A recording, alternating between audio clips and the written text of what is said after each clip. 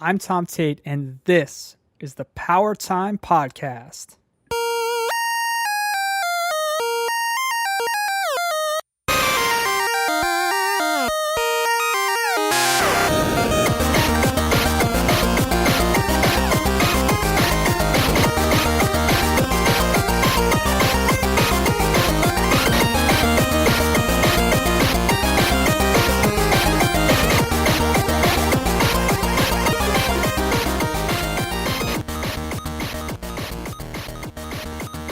Hey, what's up, Power Players? Welcome back to another episode 2 of the Power Time Podcast. I am your host and guide, Tom Tate. I am taking you on an audio journey through the history of Nintendo by way of every issue of Nintendo Power Magazine. So for this episode, let's warp back to 1988 so we can check out issue number 2, the September-October issue of Nintendo Power Magazine, which is still the source for NES players straight from the pros. So this cover of issue number 2 is pretty gruesome. So the featured game is Castlevania II: Simon's Quest, and we're greeted with an image of Simon Belmont, the protagonist from Castlevania II, holding the severed head of Dracula.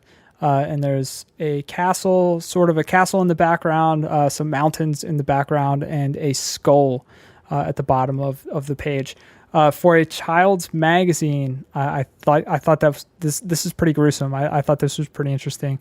So we have Castlevania II: Simon's Quest, 14 pages of gory details, Bionic Commando, monster review plus fold-out poster, more Super Mario Bros. 2, and powerful pointers from the programmers and pros. So a fun fact about this cover of issue 2, in issue 50 of Nintendo Power, this will be referenced as the worst cover. Castlevania 2 Volume 2 showed Simon Belmont holding Dracula's head. Kids had nightmares, and so did our phone reps who dealt with the complaints. So here we have a children's magazine giving children nightmares. So check out powertimepodcast.com/2 for the show notes for this episode, and I'll have an image up there so you can actually check out what I'm referencing here. On the inside cover, so let's turn the page, open up this magazine. On the inside cover, we have a very 90s looking kid surfing with sunglasses and a backwards cap. And he's holding dozens of game boxes with the headline Tidal Wave, announcing over 100 titles on the NES, possibly in response to a user question in issue 1, where someone was asking about, all these titles that they heard existed, but they weren't able to find. That they heard Howard Phillips had the collection of maybe 300 games, but was it possible to get those games in the stores, and when were they going to show up in the store? So here is Nintendo saying, hey, we have a lot of titles, and our catalog is strong, our library is strong, reminiscent of the back cover of the last issue too. Okay, so this is too good not to share. Brace yourselves for the Nintendo Insiders calendar. So in issue 2, we have this fold-out calendar that starts in September of 1988, and it takes us to June of 1989. So for the first few months, it revealed some of the titles coming out. So remember, we didn't have release dates back then. So it would just say, look out for these games this month. And it looks like, Zelda 2 in December, which actually in issue 1 was announced as October. So the history of delays goes way, way back. But what gets me the most is that in this calendar, it features popular holidays, national and religious. So there's a lot of kind of Catholic and Jewish holidays listed here. A lot of fun facts and celebrity birthdays. The celebrity birthdays really cracked me up. So if you wanted to know, when the anniversary of the ice cream cone was, or what date the Gettysburg Address was delivered, Nintendo's definitely got your back with this fold-out calendar. If you wanted to know when Yom Kippur or Passover started, Nintendo's got your back, and this really amazes me. If you wanted to know when Michael J. Fox or George Michael or Steven Spielberg's birthday was, Nintendo has your back there too. They even have a blurb here. U2's Bono turns 29, and on January 23rd, Nintendo's own Howard Phillips and Super Mario celebrated her birthday. So this whole thing is an absolute riot. Around Thanksgiving, there's an image of Mario wearing a traditional pilgrim's hat, possibly holding a hammer or an axe, going after a turkey. Around Christmas, there's a picture of Mario dressed up as Santa Claus. February 14th, Mario with some hearts around him. So really, really bizarre but awesome super 80s calendar from Nintendo. I'd love to get my hands on a physical copy. So let's dig right into the contents for issue number 2. The first featured game is Bionic Commando. This was a classic from Capcom, released in 1987, I believe, in the arcade, and then later it was ported in 1988 for the NES. Absolute great game. I remember playing Bionic Commando a lot. The tagline here, Nintendo Power, destroy the hidden underground laboratory of the mad scientists. So this actually received a cool sequel in 2009 on a few platforms, and I gave it a go on Xbox 360. So the original Bionic Commando was a side-scrolling platformer where you played as a commando tasked with saving Super Joe, who's been captured by some Imperial Army-like enemies, and the core feature of this game was his grappling arm. So we have some maps and tutorials here, some strategies to win the game, some cool illustrations from the game, different characters, and overall just a lot of great content. They really did a great job showcasing Bionic Commando and getting people hyped for this game. So next we have Life Force, and Life Force receives 3 or 4 full spreads, full page spreads here. Life Force, again, I mentioned this last episode. I never played Life Force, but it looks awesome. Just I guess it's a side-scrolling action-adventure shooter. Your typical space shooter, but it looks really good, looks really challenging, judging from the screenshots. But there's a lot of tips and tricks, but mostly this just looks like a promo for Life Force, which is cool because it looks like a great game. And I'm definitely going to pop this in. I think it's available on the 3DS Virtual Console, so I'm going to check that out and see if I can get a copy and play some Life Force.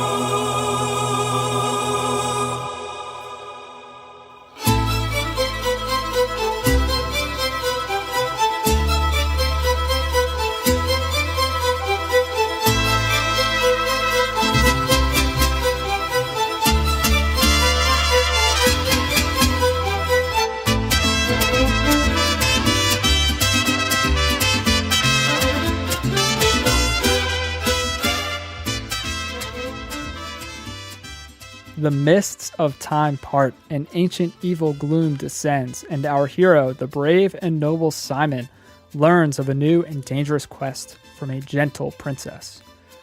You have defeated Dracula, yet you carry his evil curse, she warns Simon. Your only hope is to search out the 5 parts of Count Dracula, take them to his castle, and burn them. Now, as Simon, you must take up this quest. As the princess departs in a veil of mist, she offers words of hope. Fear not, brave Simon, for if you have the courage to risk your life, you will find the strength to defeat the monster of Castlevania, Count Dracula, once again. This is Castlevania II: Simon's Quest. So the cover of Simon's Quest is featured here in Nintendo Power. And the cover is super, super dope. I remember this cover for the box art for Simon's Quest. It's, Simon Belmont with the whip. You have Dracula off in the distance. And here's, just a little Wikipedia history. This is the direct sequel, of course, to Castlevania, obviously. It was developed by Konami. It was released in 1988. You control Simon Belmont, the protagonist from the first game. Dracula's body was split into 5 parts, and you need to find them and bring them back to his castle to fully defeat him and break the curse. So I learned a lot about Simon's Quest. I've never played it, so this was a new title for me. So reading through the pages of Nintendo Power was definitely a learning experience. I always thought that Simon's Quest was kind of a linear side-scrolling action game like the original Castlevania. And I had Castlevania II for Game Boy, which was very much a linear side-scrolling Castlevania title. But I learned that there were many, many RPG elements that were introduced in Castlevania II, Simon's Quest, that I thought were introduced later in the series. So you have kind of this, world map of towns that you can go back and forth from. You have experience leveling, so you collect hearts, which increase your experience. You have this currency and item purchasing that you didn't have in the previous Castlevania. You have an inventory that you can access, and you have a day and night system. So I remember the day and night system in titles like Friday the 13th, but I can't really remember a day and night system before 1988, before this. And I believe I was listening to an episode of Retronauts, which is a fantastic podcast. And they were talking about, this probably not being the first time that day and night system was, fully developed, but certainly the first time they could remember as well. So that was very, very interesting for sure. And I didn't know this, but according to Wikipedia, after the player defeats Dracula, there are 3 possible endings based on the time taken to complete the game. So the best ending is achieved when the player beats the game in 8 game days. So I always loved when there were multiple endings to a game.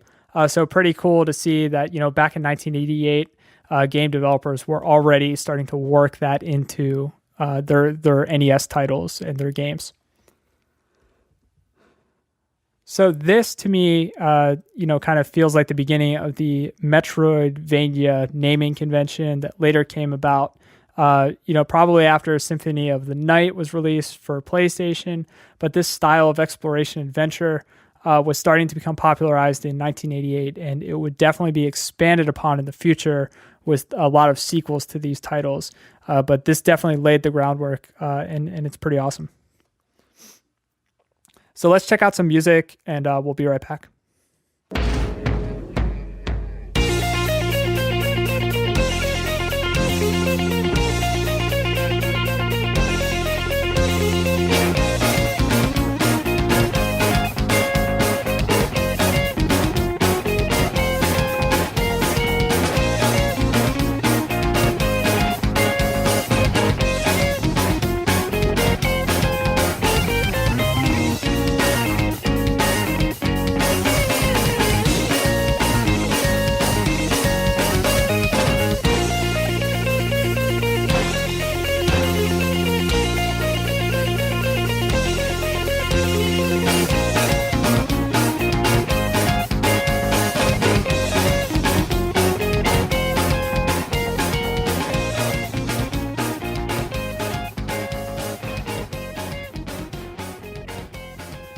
So back to the feature of Nintendo Power. First, Nintendo Power features the different types of whips that you can purchase and acquire throughout. So you have the leather whip, the thorn whip, the chain whip, the morning star, and the flame whip. And these look awesome. So the illustrations in Nintendo Power, if you were a kid at the time, these whips definitely probably got you really, really excited to want to play this game and go whip some zombie and Dracula butt. Search by day and into the dark hours of night. So the cool thing about the time changing in Castlevania is that when the sun would go down, enemies would become stronger. Towns that were traditionally populated with townsfolk would be populated by monsters. So it didn't just change like the art style at night, but the actual game changed. The gameplay changed, which was really, really cool. And again, probably very unique for that time period. So Nintendo Power goes through and gives you tips to get through certain sections, tells you who to talk to in the different towns, what items you need to pick up, what clues you need to find. I pretty much a full set of maps and a walkthrough for a large portion of the game. And it actually doesn't take you through the entire game, which I thought was pretty nice, so it would be unfortunate if this just spoiled the entire game for you. But the last page of the feature says the quest continues. Ahead of you lies the difficult task of finding the last 2 remaining parts of the evil Count Dracula. So the nail and his ancient ring, you have to go find those and then confront the ultimate darkness, Count Dracula. But yes, this feature here for Simon's Quest definitely got you hyped to want to play this game. Definitely brought you through to find the first 3 pieces or 3 parts of Count Dracula, and provided you with all the clues to get through the greater portion of this game. We're going to listen to a little bit more music, get back, and then we'll talk a little bit about the history and my personal reflections on this game.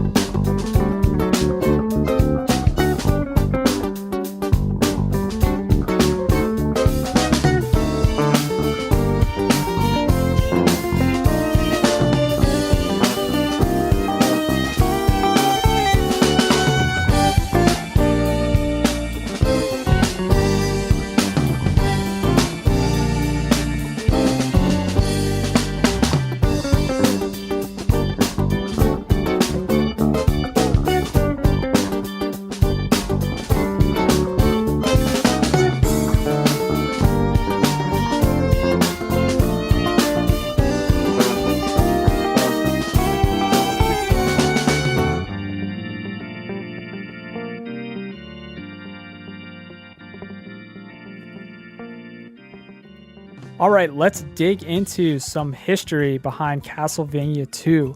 So I'm going to botch every single Japanese name on this podcast. I totally apologize in advance. But the credited composers for the music of Castlevania are Satoe Terashima and Kenichi Matsubara. I am totally sorry for that. This soundtrack for Castlevania 2 features some classics like Bloody Tears and The Silence of Daylight. Really, really fantastic classic video game music. And these songs get rearranged for future Castlevania games, which is pretty cool. And even the plot gets referenced. The themes of the plot get referenced in future games as well. So this certainly does become a classic in the series. The soundtrack is top-notch. I really enjoyed the soundtrack.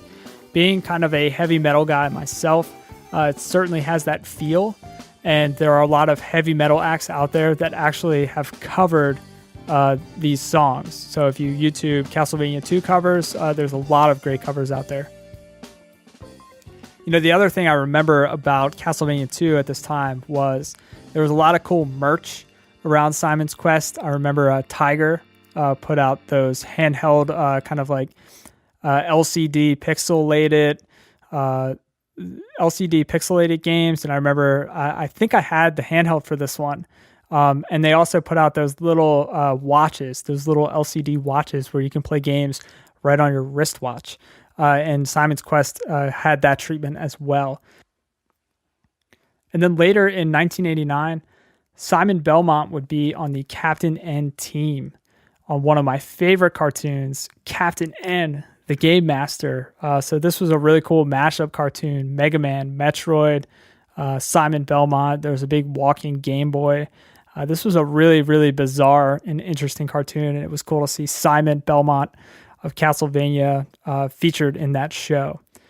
So to be completely honest, I've never played Castlevania 2 prior to this past week. I started it up. I played it for about an hour or so, and it was pretty difficult by today's standards. So I got super frustrated. I apologize. I was on vacation, not how I wanted to spend my vacation, getting frustrated with Castlevania 2. I did enjoy the game, though. I definitely see how it is a classic. I watched a lot of gameplay videos leading up to recording this episode, so I caught a whole bunch of it, and I certainly agree with a lot of the positive and negative reviews out there.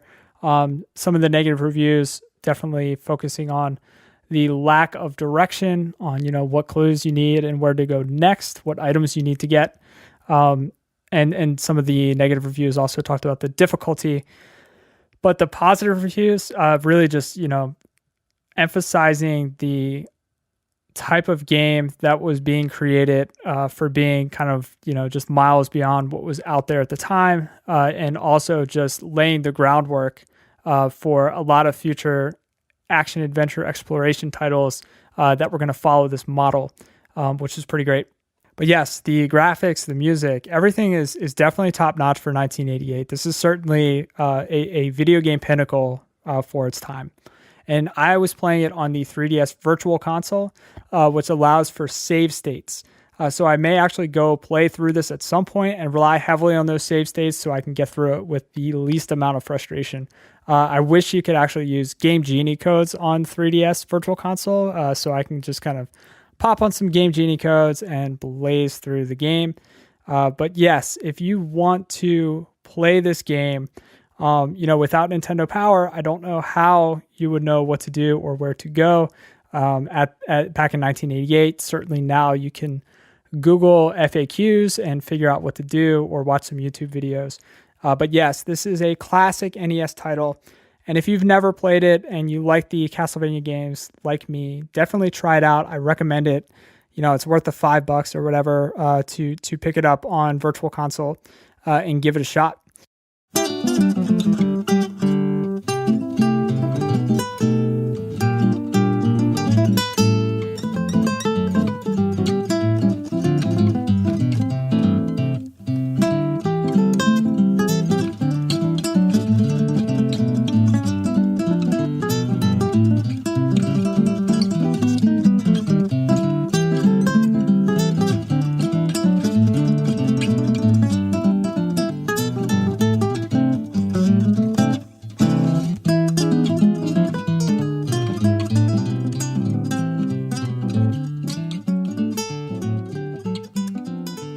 So we're back with more Super Mario Bros. 2.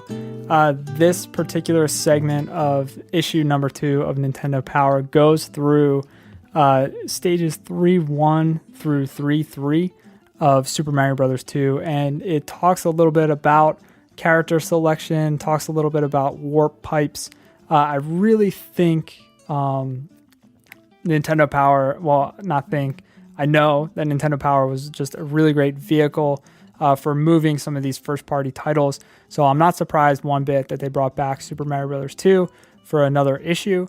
But yeah, we reintroduced the powers here. When you say jump, Luigi says how high.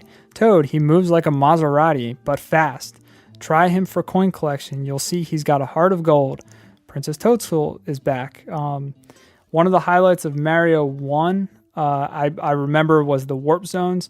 And I remember, everyone knew where they were, and you could kind of zip around to different worlds by jumping into warp tubes. And Mario 2 had something similar. They had their own version of the magic shortcut, where you would pick up these magic potions, you would drop them down, they would open up a door, and when you entered that door, you would be in kind of this alternate world that they called subspace. So it was all about finding the right place in the map to place the potion that will take you to the warp zone. And I was playing through this game again. I played all the way through it, and my memory failed me. I couldn't remember where any of the warp zones were, but as a kid, I remembered. I remember as a kid that I knew where they all were because I was playing through, and I only remembered certain worlds, which indicated to me that I skipped a lot. I skipped around a lot when I was playing this game as a kid. So this issue shows you more maps, more tips, how to beat a few enemies like Ostro and Mouser. And if you want to learn more about Super Mario Bros. 2 and check out some of Nintendo Power's coverage, definitely check out episode 1 of the Power Time podcast. Swing on back, check that out if you haven't already. That's powertimepodcast.com/1 if you want to check that episode out. So next up in the magazine, we have a few pages on one of my favorite NES games ever, and that is Renegade. So here's a direct quote from Nintendo Power. "You aren't looking for trouble, but boy, did you find it. Downtown at 2 a.m., you're surrounded by local toughs looking for a quick score. You hate to ruin their fun, but enough is enough. It's time to put these punks in their place. Face down." So Renegade is a classic beat-em-up title. The cover art to Renegade had one of the best taglines, and I'll always remember this. The tagline to Renegade was, "2 a.m. is no time to be alone in the subway, and you're about to find out why." So Renegade was developed by Technos. It was released by Taito, and this was just such a great pick-up-and-play game. I remember spending a lot of time with it as a kid, and I remember spending a lot of time with it in my teens, too. Really just one of the few Nintendo games that I went back to and played. Again, having Game Genie for this game was a lot of fun because you could just kind of blaze through the game without worrying about anything and just have fun beating up a bunch of punks. So next up, we have RC Pro-Am. RC Pro-Am was a racing game from Rare. This is another classic Nintendo title, and there's some tips and screenshots here, some illustrations of some of the tracks that you drove in RC Pro-Am. Was a racing game. This and Rad Racer were like the first racing games that I remember playing. And I recently picked up Rare Replay for the Xbox One. It was actually the first Xbox One title that I purchased, and RC Pro-Am 1 and 2 are packed in that collection of games. So if you want to play RC Pro-Am, I'm sure there's a lot of ways that you can play it, but Rare Replay for the Xbox One is a great way to get into it because you'll also get access to a bunch of other great Rare titles like Battletoads and Banjo-Kazooie, Banjo-Tooie, etc. Moving ahead, we've got some classified information. So again, classified information was all about special strategies directly from the developers of the games. Kid Nicky Radical Ninja. I've never heard of this, but I'm definitely going to check it out. We have Renegade. Renegade is back. You can skip to specific levels in Renegade by holding up on the controller pad 2. Press down, down, up, up, right, left, and start on controller pad 1. So again, these really super bizarre codes that you can input.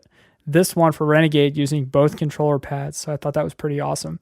There are some secrets for Kid Icarus. Again, another popular title back then, very challenging. So the secrets were certainly helpful for readers. Next up, we have a one-page Howard and Nestor comic. In this adventure, Howard teases Nestor that he gets his cheats from Nintendo Power as Nestor tries to impress other kids. This is a good one. Howard definitely calls out Nestor for using Nintendo Power to become the game master that he pretends to be. Up next, we have Counselor's Corner. So Counselor's Corner is where people ask questions and the counselors answer them. So the first question is, in the first quest of The Legend of Zelda, where is level 7? So very simple questions like that. More difficult questions, like how do I defeat the mini-bosses Ridley and Kraid in Metroid? Zelda's second quest. I've looked everywhere, but I can't find the raft. So a lot of interesting questions coming in here. Okay, moving on past Counselor's Corner, it looks like we have a very detailed profile for an upcoming title.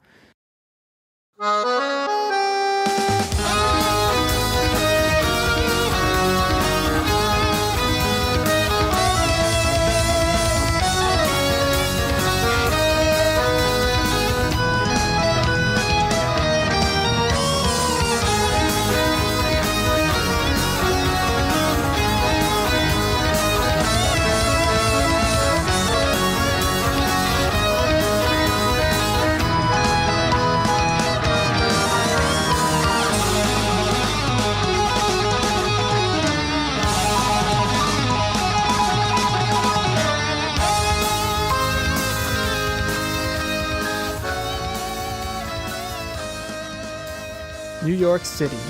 A helicopter transporting a deadly cargo of the bacteriological agent known as Cassandra G suddenly erupts in a fireball near the Statue of Liberty. The CIA blames the incident on a Russian KGB agent whose skills with the M16 rifle is legendary. His name is Golgo 13. So for Now Playing, Nintendo Power features Golgo 13. I've never played this game. The Nintendo Power feature here shows off some character profiles. It feels a little Metal Gear-ish, James Bond-ish. Definitely looks great. So this kind of spy, espionage, thriller type game. It gets 6 pages of details and screenshots. The art style looks really cool. Lots of illustrations. Lots of, again, varied gameplay. So the screenshots definitely show varied gameplay, some first-person stuff, some side-scrolling stuff. I'm going to have to check this out for sure and get back to you listeners out there on Golgo 13. Possibly it gets featured in a future issue as well. So if that's the case, I'll definitely give it some playtime and then report back. All right, moving ahead. Next up for Now Playing is another personal favorite. We mentioned this briefly last episode. It received a very brief blurb in Pack Watch, and that game is Blaster Master. This game was released by Sunsoft. The story was just outrageous. So this is the story of a boy named Jason and his frog Fred. And in the beginning sequence, Fred escapes from the bowl, escapes from the yard, and I believe he jumps down a sewer grate or falls into a hole or something very, very strange. But the main premise is you kind of drove around in this armored vehicle that had these various weapons that you could power up. But you also had the option of getting out of the vehicle and traveling by foot. So there was some great varied gameplay here as well. It was really just, from what I remember, a fun experience to pick up and play. It was very, very challenging. It was outrageously difficult, but you were just this boy Jason who was trying to save his pet frog Fred. There's not a lot of details in this magazine spread, mostly just some promotional copy, some screenshots, some talk about the gameplay, the different weapons, and a lot of screenshots of the different stages. So I'm hoping and I'm curious to see if Blaster Master gets featured in a future issue of Nintendo Power, and we'll cover that if that's the case. So next up for video shorts. Again, video shorts are just quick rundowns of the latest NES packs that have just been released or soon to be released. Xenophobe, Cellcross, Superman, Indiana Jones and the Temple of Doom, Lee Trevino's Fighting Golf, 1943 by Capcom, Jackal by Konami, Hudson's Adventure Island, which was a true classic, Mag Max, Donkey Kong, Pac-Man, Defender 2, Joust, Millipede, Xevious, and Galaga. So there was a nice wave of arcade titles that were released, and they all get a nice feature here as the classics, these video game masterpieces to add to your collection. So now you can play all these great games on your home console, on your NES. There was a real boom of titles in 1988, heading into 89. And this was when the Nintendo craze was peaking, I think. 1989 was definitely, Mario everywhere, Nintendo everywhere. Everyone was playing, everyone was talking about it, everyone had one. I was late to the game in 1990, but certainly on my block, in my neighborhood, Nintendo was incredibly popular in 89. I was watching the cartoons, watching Super Mario Brothers Super Show. So this was the peak. And it was really getting huge here in the US. So moving ahead to Pack Watch. Again, this is a look into the crystal ball, a look into the future of NES titles. Here's one of my favorite things that I've come across so far in reading these Nintendo Power issues. Dear Zelda, I'm here in Kyoto with my programmer, Mr. Miyamoto, and I'm afraid I have some bad news to tell you. Are you sitting down? That's right, you're lying down. Anyway, they tell me I will not be able to begin my journey until the new year. It has something to do with computer chips or something. I know we hope to spend the holidays together, but I'm sure you can hold on a little bit longer. I miss you desperately. Yours forever, Link. Note, sorry for the bad news. Link will be available in very limited quantities in November. So here we have a letter from Link himself to announce the delay of Link.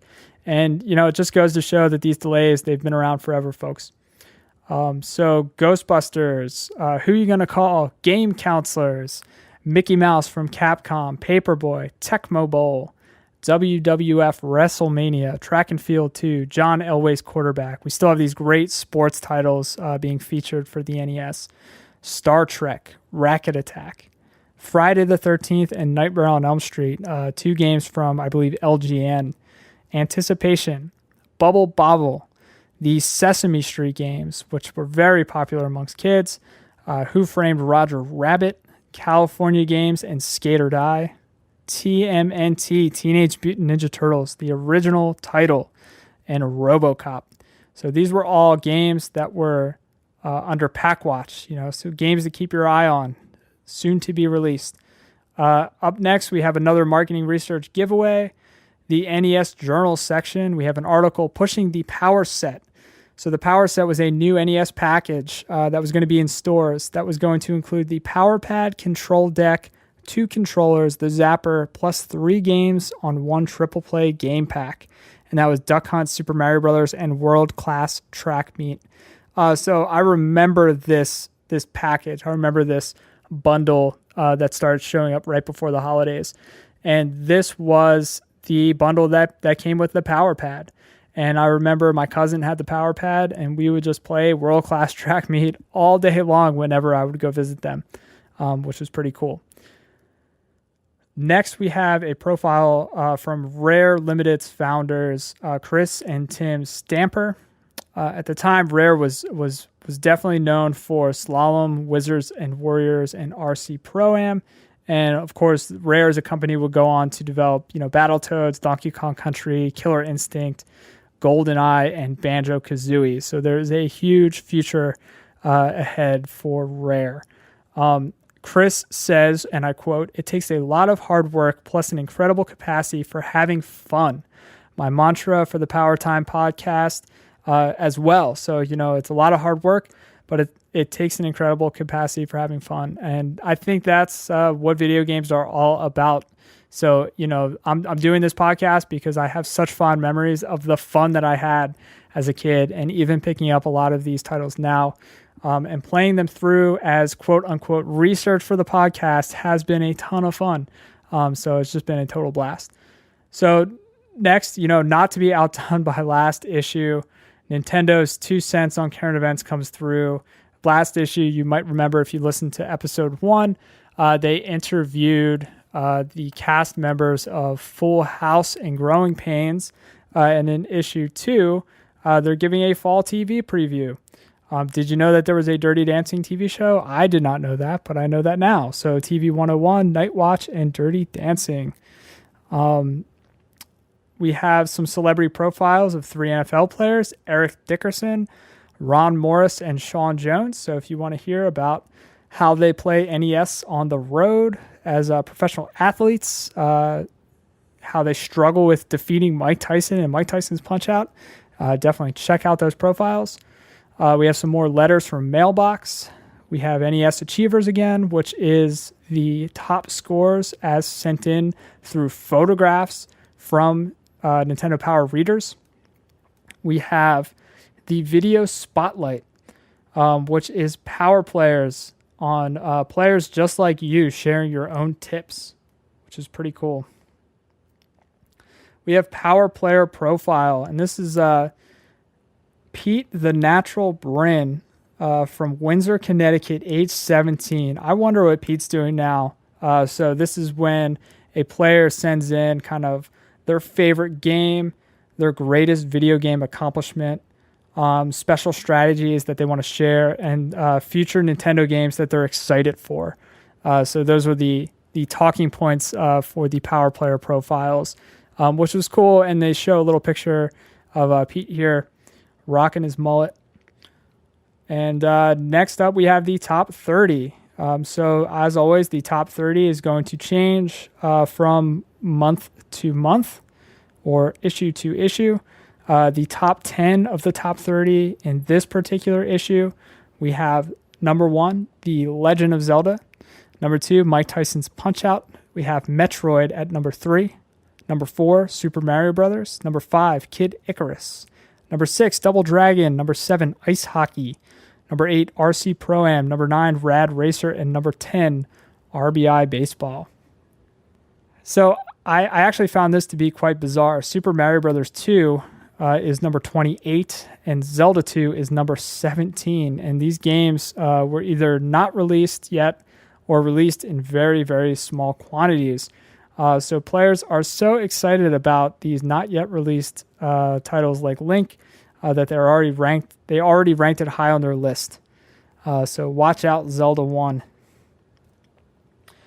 So that's going to pretty much wrap up this issue of Nintendo Power. Issue number 2, really focusing on Simon's Quest, Castlevania II. And of course, issue number 2 will always be remembered for its horrific cover that gave children nightmares. But coming up in next issue, the November-December issue of Nintendo Power, issue number 3, we're going to be featuring Track and Field 2. Okay, here we go. We are going to be featuring Blaster Master, and we're going to be featuring a giant holiday giveaway. So those were the 3 big featuring points for the next issue of Nintendo Power. So if you were a kid back then reading issue number 2, you certainly were begging your parents to fill out that subscription card so that you could get the giant holiday giveaway promotion details. We have another letter here from Howard Phillips, and the final ad, the back cover ad, you can get a free power pin if you gift a subscription, which is pretty cool. Okay, that was the inside cover ad. The actual back cover ad is Power Tools. So here we have the NES gamepad, the Zapper, but we also have the NES Max controller and the NES Advantage joystick. These were special controllers that were being sold at the time from Nintendo, and they are packed into a toolbox. And the tagline here, the only thing out of your control will be your scores. So if you wanted to be a pro, you needed these power tools. So yes, power players, that's going to wrap up today's episode. Be sure to check out episode 1 if you haven't already, and tune in next week as we dig into issue number 3, Track and Field 2. If you'd be so kind, if you enjoyed this episode, a great way to support the show is to leave me a review on iTunes. An honest review is fantastic and really helps me to improve the show and grow the community. You can do that by visiting powertimepodcast.com/iTunes. The music featured on this show is as follows. First, we heard the unofficial theme for the Power Time podcast, that is Eat My Chips by Azure Flux. After that, we heard Mariachi Entertainment System performing Bloody Tears, the theme from Castlevania II, Simon's Quest. After that, we heard another rendition of Bloody Tears, and that is Castlevania II, Woods, as performed by The Advantage. After that, we heard The Silence of Daylight, also from Castlevania II, as performed by The One-Ups. Then we heard Altered Beasts perform the Overworld theme, an acoustic version of the Overworld theme from Super Mario Brothers 2. And after that, we heard the theme from Golgo 13 Top Secret Episode as performed by Careless Juja. So this music that was featured in this episode is awesome music performed by incredible musicians, really talented artists. And if you want to listen to these artists and support them, go to powertimepodcast.com/2. It'll take you to the show notes for this episode, and I list all of the artists and links to their Facebook pages, Bandcamp pages, Louder FM, wherever you can purchase or stream their music, and just continue to support these artists in doing what they're doing. And of course, if you want to get into our private Facebook community, Power Time Unlocked, you can check out powertimepodcast.com/unlocked. Sign up for our email newsletter. It's going to be a lot of fun. I'll keep you up to date with new episodes and also share some fun facts that I learned along the way. So again, I want to thank you for your time and attention. If you made it this far, I'm having a blast producing these episodes, and I hope that you are having a blast listening. With that, I'm Tom Tate signing off. Keep on playing with power.